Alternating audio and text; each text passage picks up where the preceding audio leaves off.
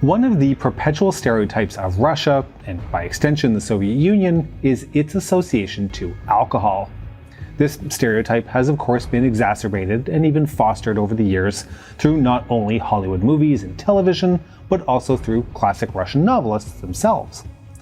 Alcohol often plays a prominent role in Russian and Soviet culture. Now, with that being said, the problem with alcohol has been recognized several times throughout the nation's history, with this recognition, at times, resulting in various attempts to restrict or limit the people's access to alcohol. This was often done by means of state-sponsored anti-alcohol campaigns, and arguably, the most prominent of these campaigns was the last one that was run almost at the end of the Soviet period. I'm your host David, and today we are going to look at the Sukhoy Zakon, the dry law initiated in 1985 by the last leader of the Soviet Union, Mikhail Gorbachev. This is the Cold War.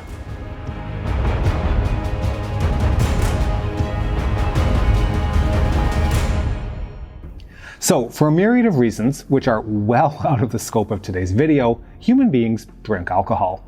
They have been doing so since the beginning of time and across the world, from Mesopotamia to China, from Mexico to Egypt. But there were also times when governments concluded that their people were drinking too much, and it was becoming a problem.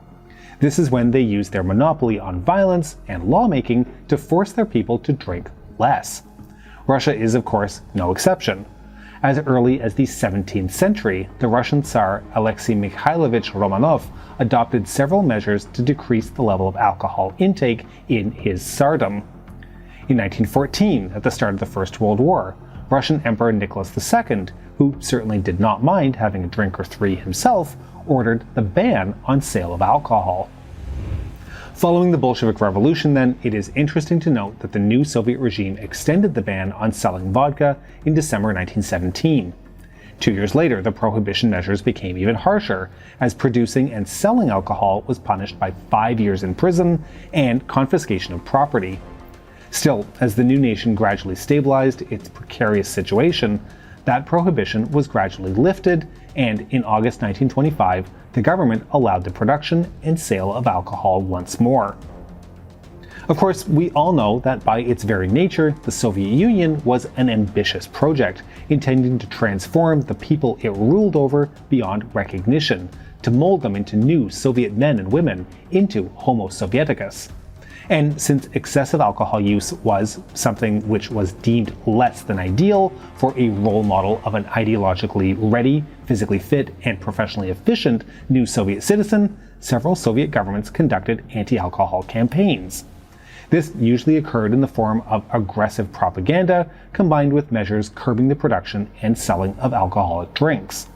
One of these campaigns was launched in 1928 during the early days of Stalin's reign. It started in major cities with the emergence of societies for struggle against alcoholism. They organized undoubtedly state-sponsored demonstrations, including children-led demonstrations carrying slogans saying, "Pour out all the vodka," "We demand sober parents," and even "Shoot the drunkards."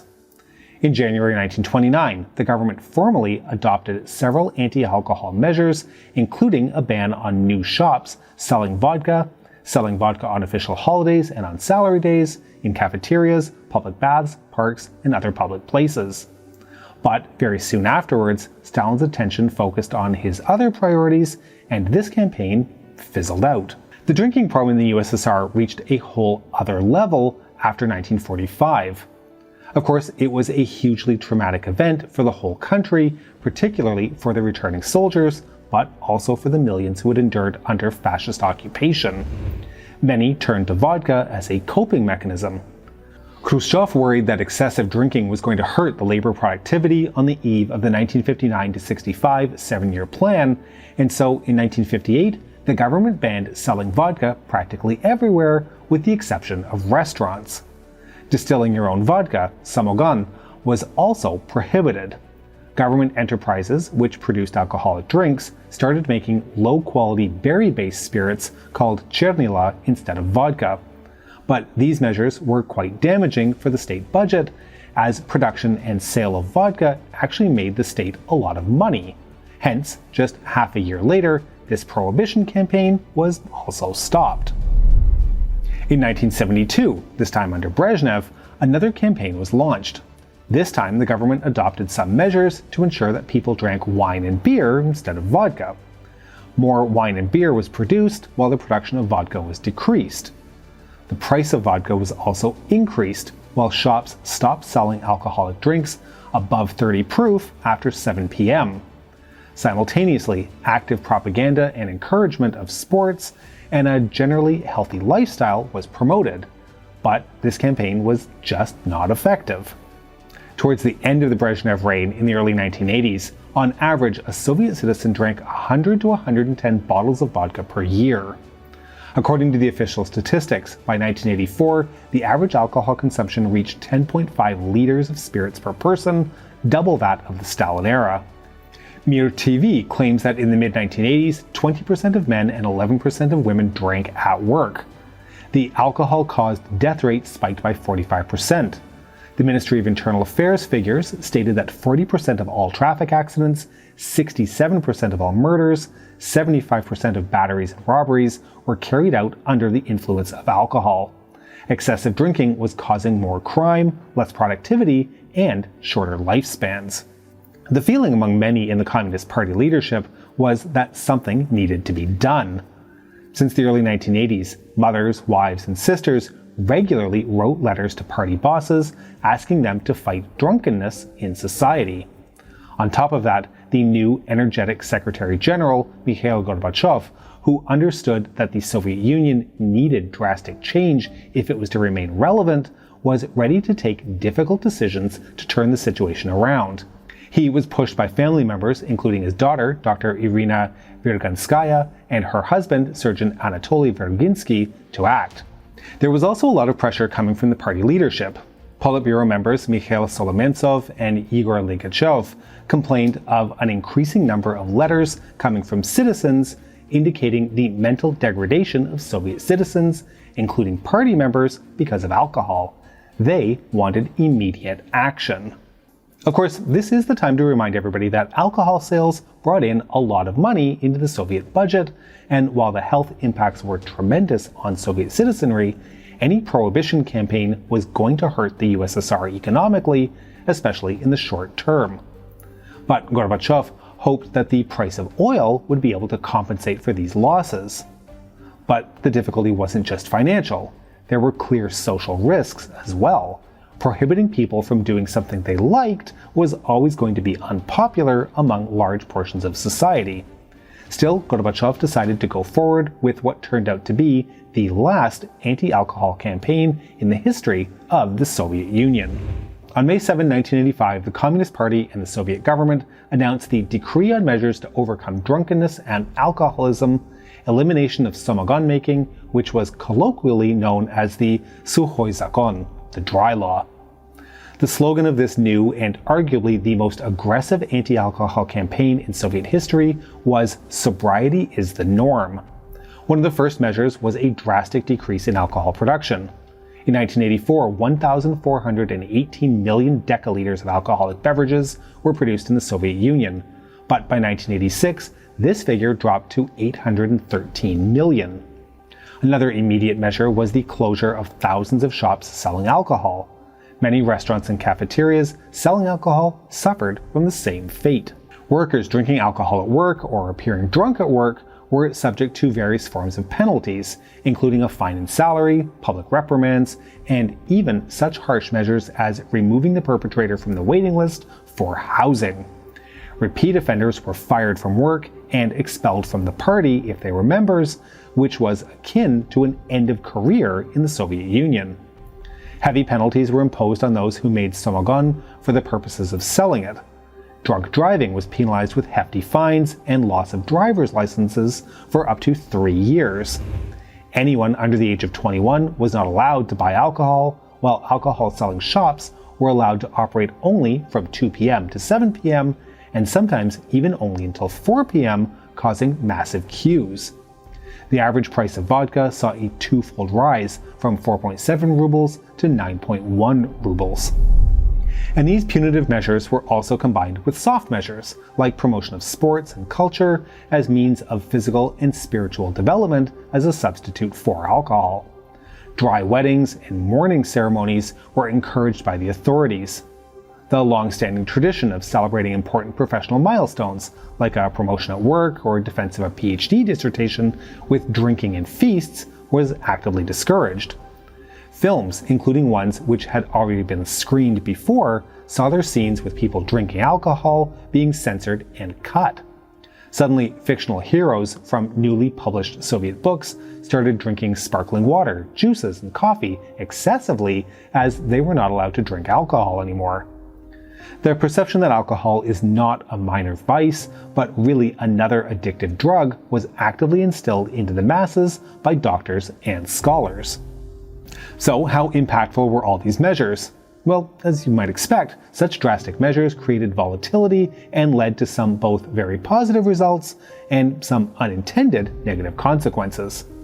Let's talk about the positives first. In the period from 1985 to 1987, per capita alcohol sales in the Soviet Union saw a 2.5-fold drop. People started drinking less, and obviously their health improved as a result. It raised the average life expectancy for men from 62.4 years to 65 years. This is a major spike in such a short period of time. 500,000 more babies were born in this years in comparison with the previous 20 to 30 years. The crime rate dropped by 25%, while the rate of industrial injuries decreased by 20%. Many Soviet citizens, particularly family members of excessive drinkers, were happy with the Gorbachev prohibition, as it had a tangible impact on the well-being of their families. On the other hand, where there is a will, there is a way. People who want to indulge in alcohol and view it as an indivisible part of their lives and their parents' and grandparents' lives for generations, well, they will find a way to drink. That is what happened in many countries which have tried prohibition to fight excessive drinking. In the Soviet Union, the Sukhoy Zakon created a wide array of unintended consequences, ranging from a rise in drug addictions to the emergence of a different kind of organized crime in the USSR. So, how did people who wanted to drink manage to find alcohol? First of all, albeit significantly fewer and operating during awkward hours, there were still many shops selling alcohol. Those who did not want to wait in very long lines could pay an interloper additional money to buy a few bottles without waiting in a queue. Funnily enough, taxi drivers were always ready to sell alcohol to their passengers for twice the price in the shops. Restaurants couldn't serve alcohol, but they accepted people bringing their own alcohol, a practice which still persists today.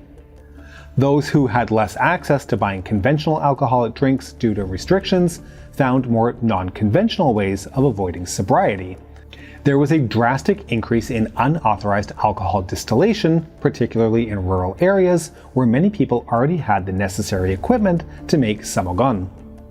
Many people suddenly started using industrial and domestic goods, such as glue, dichlorovos, window cleaning solutions, and other things to make alcohol. According to official numbers, 11,000 people died from doing this during the Prohibition's campaign. Others substituted alcohol with drugs, and drug addiction doubled from 1985 to 1987. The anti-alcohol laws also had an indirect influence on decreased availability of other goods. Economist Igor Zakharov said that the prohibition laws made money that had previously been spent on alcohol now available for the purchase of other goods. The husband stopped drinking, and the happy wife takes him into a store and buys whatever she sees. As a result, stores get empty shelves, as instead of alcohol, people are now buying clothes, shoes, textiles, and construction materials. Keep in mind that the Soviet Union was a planned economy, and that this increased demand for other goods was unaccounted for, which led to their deficit due to the increased demand. The same became true for sugar. Now, the state took the decreased alcohol production into consideration when calculating expected sugar demand. Remember, sugar is used in the making of many alcoholic drinks. But what the state had failed to take into consideration was that many people were now still going to buy sugar to distill their own alcohol, samogon. Hence, a shortage of sugar was created. One of the more radical measures taken in the anti-alcohol campaign was the widespread destruction of vineyards in the Soviet Union. A whopping 30% of all vineyards were destroyed throughout the country, with Ukraine, Moldavia, and the Caucasus republics being the most affected.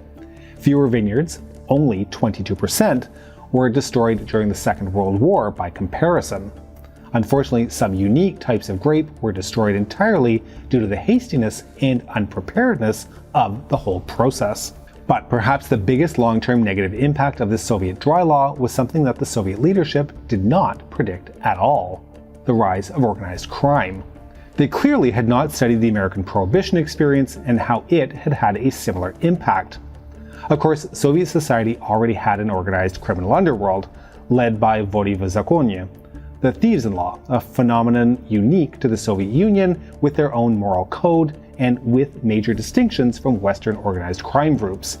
This perhaps deserves its own episode, so if you are interested in us taking a look at that, please let us know in the comments. For now, let's focus on the rise of more conventional organized crime, specifically as a result of the Prohibition laws. So as we mentioned, people who wanted to drink after hours went to taxi drivers. People who wanted to drink on trains could buy alcohol from train attendants. The bosses of enterprises producing alcohol wanted to profit from the situation by producing and selling more alcohol than the state envisioned for them. Law enforcement was aware of this, of course, but the most corrupt elements within it took advantage of the situation by taking bribes from all of the aforementioned groups. In exchange for these bribes, they offered protection to those who illegally profited from the Prohibition. While it is next to impossible to estimate how big the Prohibition law caused shadow economy controlled by the nascent organized crime in the Soviet Union ended up being, some claim it to be as high as 20 to 25 billion rubles every year. Some of these factory bosses and law enforcement officers went to become full-time criminal bosses in the late Soviet Union and the early Russian Federation. Of course, all these factors had a massive negative impact on the Soviet economy and its budget. It's estimated that before this campaign, the Soviet budget received 25% of the profit of its retail sales from alcohol. By 1986, as oil prices had experienced a sharp drop and Gorbachev's hopes that it would be able to compensate for prohibition-related losses were shattered. Gorbachev's advisor, Georgy Shekhnazarov, estimated state losses from the anti-alcohol campaign at 100 billion rubles, while his assistant, Anatoly Chernayev, suggested an even worse figure of 200 billion rubles, all at a time when Gorbachev was attempting to reform the Soviet economy and needed every kopeck he could squeeze to do so. These major economic losses and the economic crisis which struck the USSR forced Gorbachev to stop the campaign in 1987. Although the related laws and measures were not officially abolished, the anti-alcohol propaganda and the enforcement of laws stopped. The rates of alcohol production and consumption soon recovered to pre-1985 rates. Mikhail Gorbachev, who was rapidly losing popularity due to economic challenges in the Soviet Union, received the moniker Mineral Secretary or Lemonade Joe due to the Prohibition. He later conceded that the harsh methods and abrupt, unprepared prohibition backfired. It was unnecessary to stop the trade and provoke self-distillation. We should have done everything gradually, not with an axe to the head. You cannot sober up the society with a cavalry charge. You need years, and you must fight it constantly and without interruption. So, all this to say, the 1985 anti-alcohol laws were adopted with genuinely the best of intentions. Gorbachev and other supporters of the campaign wanted to radically decrease drunkenness in the USSR to improve the long-term health of society, to increase the productivity of workers, and fight against the perceived moral degradation of a Soviet citizen. But the harsh methods and hasty implementation backfired, with major long-term issues such as economic losses and the rise of organized crime. And since the campaign was so short-lived, its negative consequences far outweighed the positives in the perceptions of many, with some going as far as blaming the problems caused by the Prohibition ultimately leading to the collapse of the Soviet Union. We hope you've enjoyed this episode, and to make sure you don't miss any of our future work, please make sure you've pressed the like button and you're subscribed to the channel and have pressed that bell button, which has just arrived at a party and been handed a mason jar of samogon made in the bathtub and doesn't plan to be productive for a while. True story. Please consider supporting us on Patreon at patreon.com/thecoldwar or through YouTube membership. We can be reached via email at thecoldwarchannel@gmail.com. This is the Cold War Channel, and as we think about the Cold War, please remember that history is shades of gray and rarely black and white.